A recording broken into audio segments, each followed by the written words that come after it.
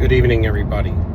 So I wanted to talk to you real quick about the narcissist, and when they find a primary source of supply that they can nail down, somebody that could be at the top of their harem.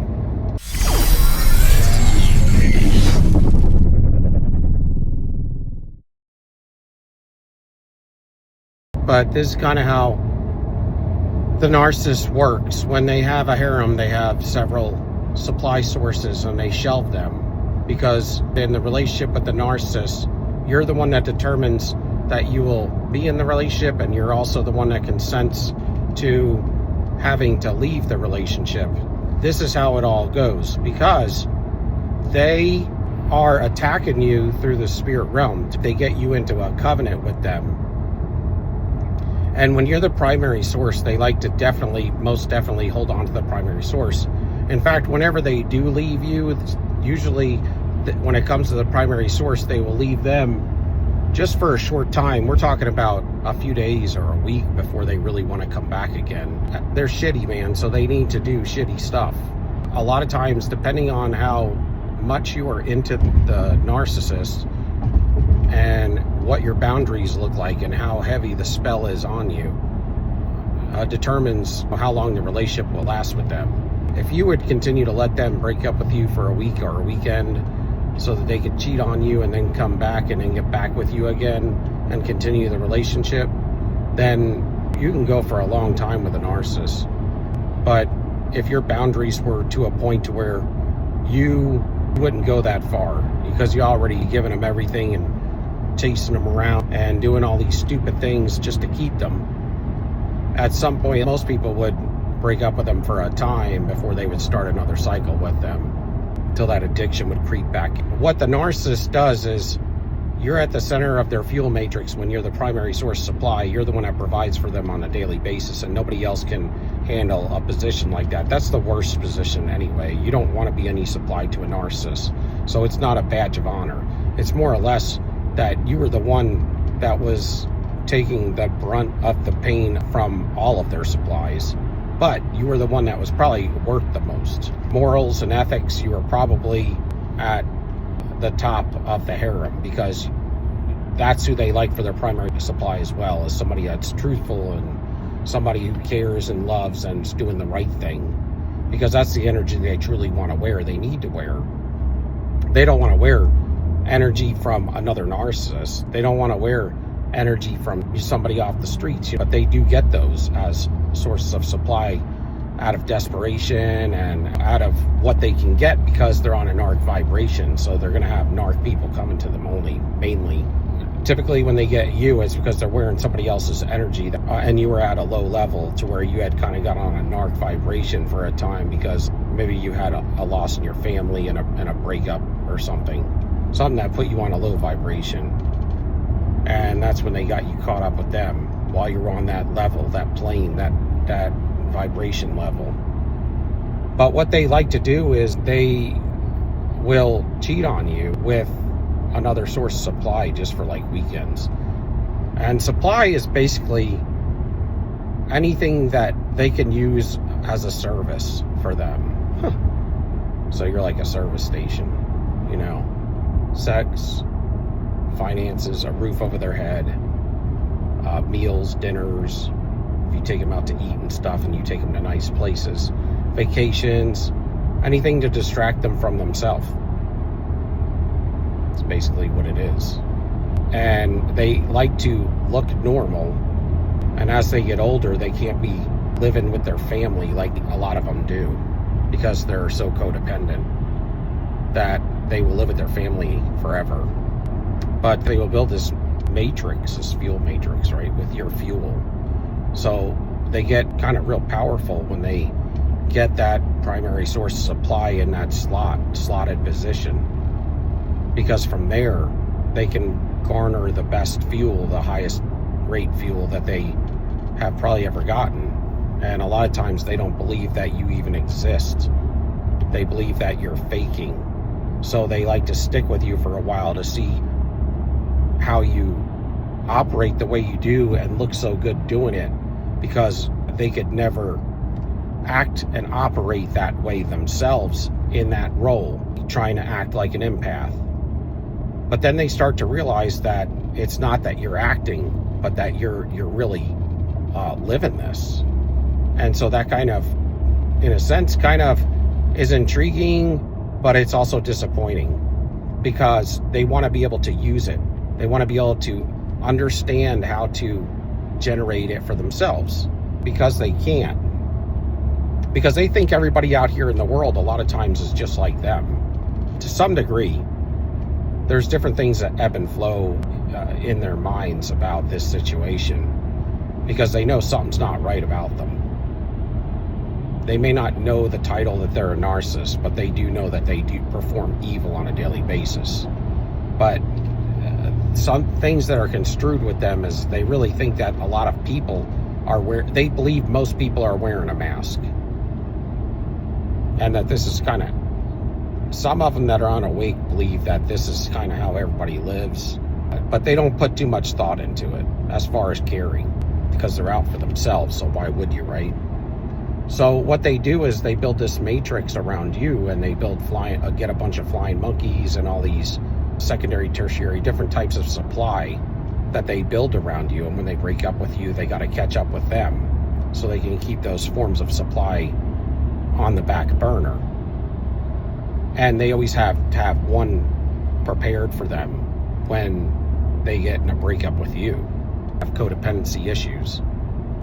So a lot of times what they do is they will cause trouble and cause reactionary arguments, switch energy with you, and then go leave you in a rageful state, and then go hang out and stay with one of their other forms of supply for a night or two, and then come back all happy, and you'll be just happy that they're not coming back flipping out. So you'll take them back because you think they just kind of calmed down, but really what they were doing is they were meeting up with another form of supply, and they had to keep them on the line, so to speak, because if they get too distant with their forms of supply, then they would be apt to losing them. So they have to go spend time with them, pull them back into the web. So it's a tricky thing with a narcissist, because they got to do a lot. They're running around all the time. That's why they could work like a 12-hour shift, and then they'd be up till noontime after they get off in the AM. Like crazy stuff, man. But this is what they do, and what they want you to do is to spend your whole life thinking about them, supplying them. Your whole life, they want your whole world. You'll see that they want you to build your whole world around thinking and providing for them. And that's what you end up doing. You end up, shortly after love bomb phase ends, you end up ruminating on where are they going, what are they thinking, what are they doing. And this is all because of the scripture that comes to mind is a double-minded man's unstable in all his ways. See, the narcissist has duality going on all the time, because they have what they're saying and then what they're doing. What they're thinking and their intuition is backwards from humanity.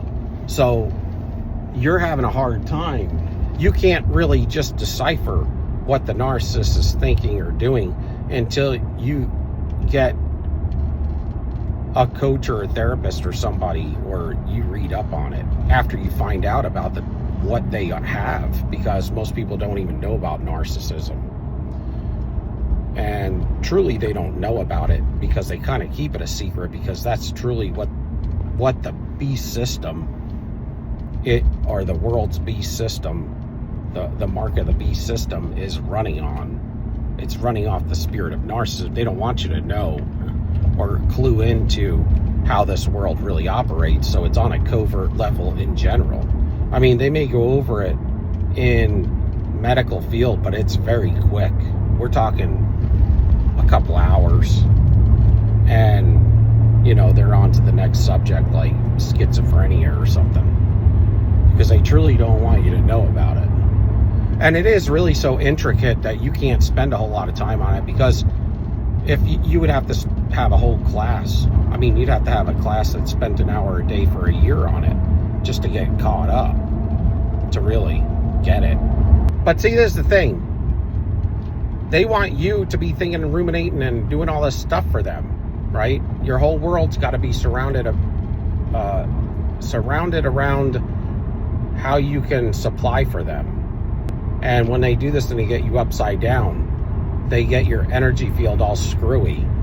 That way they can bust holes all in your armor and get through your aura. And that's where they start. You're leaking all over the place is when we're talking about your aura and your energy field.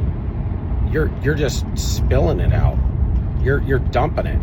Your armor is gone. It's like you're bleeding energy from everywhere. And this is what they love. This is what really ends up turning you to trash, man. Gets you to a point to where you will be, when they leave you, you will be so destroyed that it will destroy your life. And sometimes you don't realize it until they leave. And that first week, I mean, the first week after the first cycle almost, this is like devastating. But there's different types of on the spectrum. But generally speaking, you grew up in the same household with the same injuries, the same type parents, the same injuries, and you guys just handled them differently based on your innate spirit. So what happens is you are literally at different sides, complete opposite ends of the spectrum. And that's kind of how heaven and hell is. It's like, we are so opposed from each other that there are two kingdoms, and they are far away from each other because God didn't want you to be with an unequally yoked individual. And when they get you to have intercourse with them, that's when they can completely energy drain you and flip energy with you on such a level that the karma or whatever that comes with that is devastating. That's why you don't just sleeping with somebody, we talk about that in a word that it's extremely bad. You're cursing your body when you're sleeping with somebody, and if they were like a prostitute, which that's basically what the narcissist, they're just a modern day prostitute. They prostitute themselves and they end up prostituting you, really, because they come back around after they're screwing everybody else. But they want you to be thinking about them and for them to be the center, you to focus your whole world on them, okay? And you do, but really their whole world is really focused on your fuel because you're at the center of their matrix. They just don't want you to know that. But for closure, they will never give you any kind of closure. That's because part of the abuse is to keep you and that covenant. So you have to do it. You have to close yourself.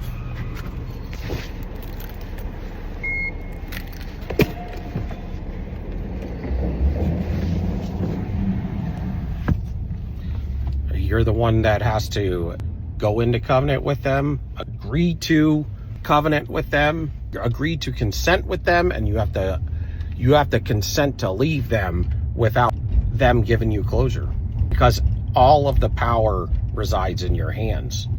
Because when it comes to the enemy, he can only give you options.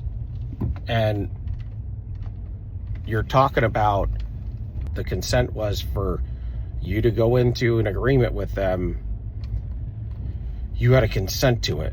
You consent with your time, your fuel, your energy, with intercourse in the relationship with them. And then you have to consent to leave without any of their giving you any kind of closure. That's why they don't want to give you closure. But that is all. If you can give me a like, subscription, and a thumbs up. Love y'all. Till next time. Peace. We out.